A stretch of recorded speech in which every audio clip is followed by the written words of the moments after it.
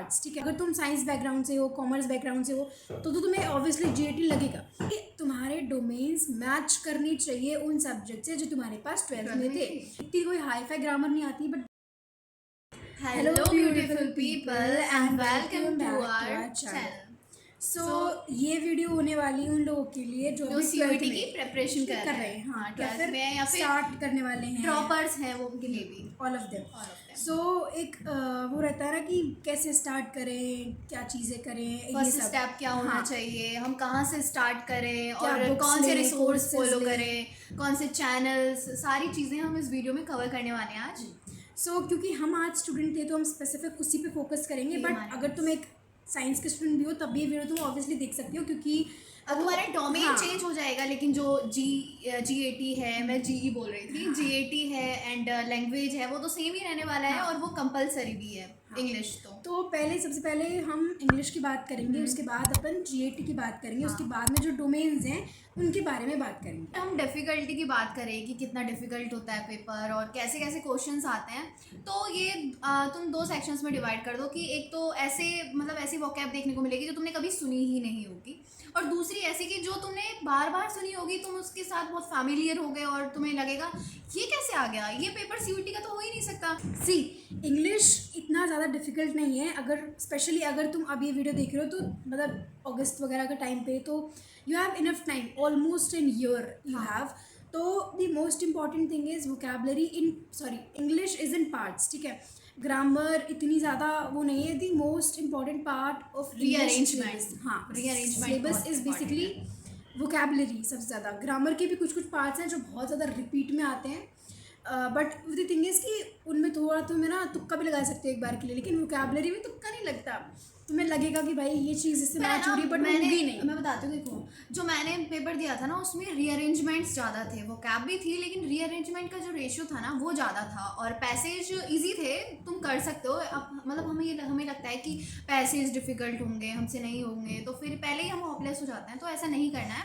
तुमसे पैसेज आराम से हो जाओ, भाई सीबीएसई के बच्चे हो, तुम सीबीएसई वाले बच्चे हो, तो वो वाली चीज़ है। तो इट्स लाइक कि तुम्हें अभी से सबसे ज़्यादा फोकस इसकी, तुम्हें ग्रामर स्ट्रॉन्ग रखो, जो बेसिक कॉन्सेप्ट्स हैं, इतनी कोई हाई फाई ग्रामर नहीं आती, बट बेसिक कॉन्सेप्ट्स, टेंसेस तुम्हें आने चाहिए अच्छे से। ग्रामर के रूल्स, 120 रूल्स ऑफ ग्रामर तुम पढ़ सकते हो, रुबैका मैम से पढ़ सकते हो। हाँ, रुबैका मैम। वोकैबलरी अभी से, नॉट लाइक कि तुम 25 शब्द पढ़ लो एक दिन में, बट 5 पढ़ लो, 2 पढ़ लो, every day learn something new words. So that is thing. Next resources की बात करें तो मैं बताऊँगी। तो सबसे पहले है ना, देखो जब मैं दे रही थी ना, मतलब कि मैं 2026 में दिया है मैंने ना, तो मैं 2025 की मंजिल सीरीज़ देखी थी मैंने। स्टार्टिंग उधर से करो, क्योंकि उधर तुम्हें ग्रामर के बारे में पता लगेगा, और उसके साथ साथ ही तुम 120 रूल्स ऑफ ग्रामर भी करना स्टार्ट कर दो, ठीक है। और वोकैब के तो तुम्हारे सेशंस होते रहते हैं, या फिर जैसे पुरानी है वोकैब की, जैसे A to Z series of vocab, तुम उसे भी देख सकते हो। और दूसरा बहुत सारी है, सिनोनिम, एंटोनिम्स, इडियम्स, फ्रेजेस, ये सब कुछ तुम धीरे धीरे करो ना। किसने बोला कि तुम्हें भाई 5 वीडियो एक दिन में देखनी है और 5 दिन तक फिर सोते रहो? नहीं भाई, स्टार्टिंग से करो। 5 वोकैब देख ली, या 5 इडियम्स देख लिए, 5 फ्रेजेस देख लिया, पूरी एक वीडियो कंप्लीट कर लिए, तुम्हारे ऊपर है। तुम धीरे धीरे करोगे और तुमसे हो जाएगा आराम से। सबसे मेरे को ऐसा लगा था कि रुबैका मैम से अगर तुम पढ़ोगे ना, तो तुम्हें ये क्लास में ही सब कुछ याद हो जाएगा। सब कुछ तो नहीं खैर, पर याद हो जाएगा तुम्हें। वो जैसे वर्ड्स बताती थी, तो मुझे वही वर्ड्स याद हो जाते थे, और दोबारा पढ़ने की ज़रूरत नहीं पड़ती थी। और the most important thing is कि एक नोटबुक मेंटेन करो फॉर इंग्लिश अलग से, ठीक है। Write down everything. ऐसे मत करो कि चलो मैं ग्रामर इस नोटबुक में लिख लेता हूँ, वोकैबलरीज में लिख लेता हूँ। Keep everything in one single notebook, ताकि तुम्हें ईजी हो इन रिविजन जब तुम्हारा एंड टाइम चल रहा हो। मेरे पास है ना, उनको मेरे पास नोटबुक भी है, मैं तुम्हें दिखाती हूँ। ये नोटबुक है ना, जैसे मैंने इधर लिख रखा है, अगर तुम्हें दिख रहा हो तो, कैसे मैं चार्ट्स के थ्रू बनाती थी, एंड ये वीडियो तुम्हें इसमें अटैच मिल जाएगी, तो तुम ये देखना और फिर तुम स्टार्ट कर सकते हो। वैसे बहुत सारे बच्चे होंगे जिन्होंने स्टार्ट कर दिया है, और बहुत सारे कन्फ्यूजन में होंगे कि कब से स्टार्ट करना है, कैसे स्टार्ट करना है, कैसे स्टार्ट करें हम। देखो जीएटी हमारे पास था नहीं, तो हमें इतना स्पेसिफिकली तो पता नहीं है, नॉलेज हमारे पास इतनी डेप्थ तो है नहीं कि क्या पढ़ना है क्या नहीं पढ़ना। लेकिन मैंने 4 या 5 दिन जीएटी पढ़ा था। मुझे पहले नहीं पता था कि मुझे ये लेना है या नहीं लेना, तो फिर मैंने पढ़ा था, ये भी मैंने CUET अड्डा से पढ़ा था, वो सर का नाम मुझे याद नहीं है लेकिन वो पतले से थे। और तुम्हारा सब्जेक्ट चूज करने से पहले तुम्हारा जो हाँ, कोर्स check तुम करना। टारगेट कर रहे हो ना, उसके लिए तुम एलिजिबिलिटी देख लो कि तुम्हें GAT की नीड है या नहीं है। लाइक अगर तुम साइंस बैकग्राउंड से हो, कॉमर्स बैकग्राउंड से हो, तो तुम्हें ऑब्वियसली GAT लगेगा। और तो कुछ आर्ट सब्जेक्ट्स के लिए भी GAT लगता है, बट वो कोर्स के अकॉर्डिंग है। हाँ, तो वो चीज़ तुम देखना, उसके बाद ही एलिजिबिलिटी decide क्राइटेरिया करना। तुम्हें पहले देखना है, ऐसे उसके हमारे बाद। जैसे मत करना कि GAT की प्रिपरेशन शुरू कर दी और पता ही नहीं था कि GAT देना ही नहीं है। हाँ, तो ऐसे मत करना। बट GAT के लिए तुम CUET अड्डा फॉलो कर सकते हो, ये हम बता सकते हैं आपको, क्योंकि मैंने 2-3 दिन पढ़ा था उनसे, वो अच्छी तरीके से पढ़ा भी रहे थे और समझ भी आ रहा था। हाँ, और बाकी GAT is all about practice, तो प्रैक्टिस करते रहो Practice, करते रहो practice, करते रहो practice. करते रहो। अब last but not the least, domain की अगर बात करें तो हमारे पास 3 डोमेन थे।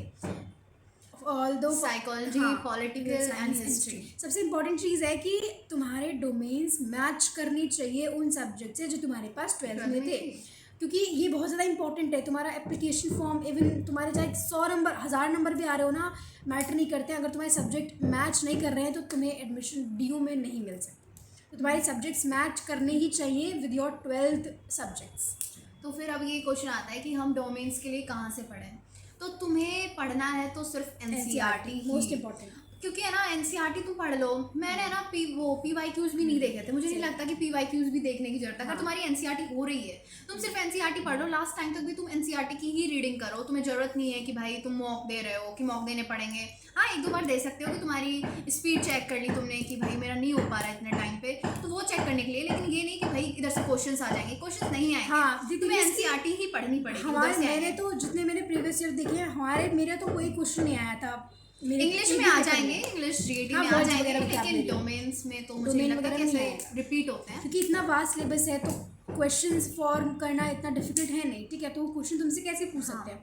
लेकिन PYQ का तो कुछ ऐसा नहीं है कि भाई यहाँ ये क्वेश्चन आ ही जाएगा। PYQ रिपीट होते हैं, बोर्ड जैसा नहीं है। बोर्ड में जब भी हो जाते हैं, बट आई डोंट थिंक इसमें इतना रिपीट होते हैं। और अगर हिस्ट्री की बात करें ना, तो हिस्ट्री में मुझे लगता है कि NCERT तो आती ही है, लेकिन जो वो बॉक्स में होते हैं ना, वो क्वेश्चन हाँ, सबसे ज्यादा आते हैं। sources. सोर्स वाले, सोर्स बेस्ड क्वेश्चन। Sources और are वो very क्वेश्चन तो भाई अगर मान लो 50 क्वेश्चन आ रहे हैं तो उसमें से मेरे हिसाब से 25 क्वेश्चन तो आराम से आ जाता है सोर्सेज से। 25 आराम से। बहुत सारे क्वेश्चन सोर्सेज से भी आते हैं, बट द थिंग इज कि ऐसे नहीं है कि तुम्हें पॉलिटिकल में भी एक ऐसे ही एक है। सोर्सेज की एक चीज़ तुम एक बार रीडिंग कर लोगे ना, तो भी तुम्हें दिमाग में वो चीज़ आ जाएगी। बट द थिंग इज वही Reading CUT, करना वही important. नोटबुक वाला रूल। एक नोटबुक बना लो अलग से CUT की, तो तुम जो भी पढ़ रहे हो, जो चीज़ में पता ही नहीं है, जैसे फॉर एग्जाम्पल पॉलिटिकल में बहुत सारी एक्स्ट्रा चीज़ भी आती हैं, आर्टिकल्स वगैरह, तो उनके लिए फिर बोर्ड्स के लिए हम उसे स्किप कर सकते हैं, क्योंकि हाँ, हमें boards लगता है में कि नहीं आता नहीं है। आएगा बोर्ड्स में। लेकिन CUT CUET में इज तो वो आ MCQ सकता है। बेस्ड। CUT में तो कुछ भी आ सकता है, कुछ भी पूछ सकता है, कुछ भी। NCERT में से कुछ भी आ सकता है, चाहे वो रेलेवेंट हो या नहीं हो। तुम्हें लगा ये तो नहीं आएगा, वो ही उठ के आ जाएगा कल तुम्हारे पेपर में। ऐसे हाँ, मेरे साथ हुआ ऐसे है। होता है। तो MCQ के लिए बहुत deep study is very important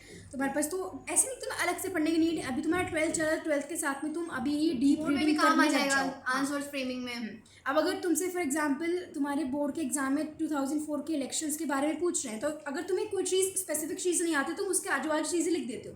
लेकिन अगर CUT में तुमसे उसके बारे में पूछ लिया ना, तो तुम्हें वही Exact स्पेसिफिक लिखना पड़ता है। चीज़ ही आनी चाहिए, क्योंकि फिर और तो वो कुछ पूछ नहीं रहा है ना, वो एक ही चीज़ पूछ रहा है। अगर तुम्हें वो नहीं आएगी तो then you will not get your marks. So yes, that's all for this video. और बाकी अलग अलग टॉपिक्स रिलेटेड, नॉर्मलाइजेशन क्या है, सब चीज़ से रिलेटेड वीडियोज़ के लिए do subscribe to our channel and have a good day. Bye bye.